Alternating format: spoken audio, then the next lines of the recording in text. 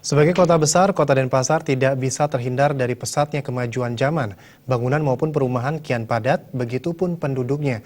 Kendati demikian, Denpasar masih memiliki areal persawahan yang dikelola dengan sistem subak yang sampai saat ini masih kuat dipertahankan.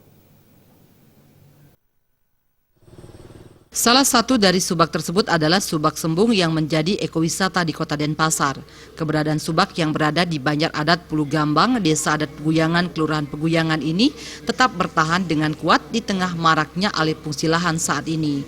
Lurah Peguyangan Anagung Gede Agung Darmoputra mengatakan hal ini tidak terlepas dari dukungan semua pihak, baik masyarakat maupun pemerintah dan utamanya petani yang tergabung dalam Subak Sembung tersebut.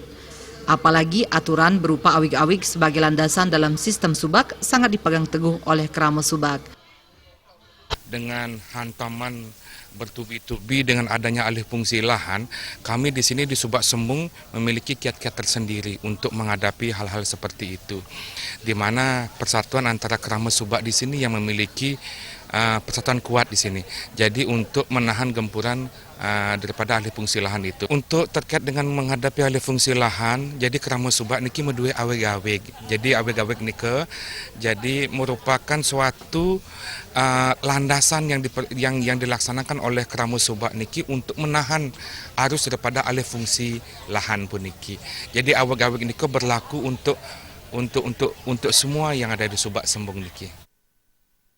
Ia menambahkan di Subak yang memiliki luas pertanian 115 hektar ini sempat hampir terjadi pengkaplingan lahan, namun sudah bisa dicegah dengan adanya dukungan dari pemerintah dan pihak terkait. Pihaknya berharap Subak Sembung bisa terus mempertahankan eksistensinya meski berada di perkotaan. Gargita dan Bayudi.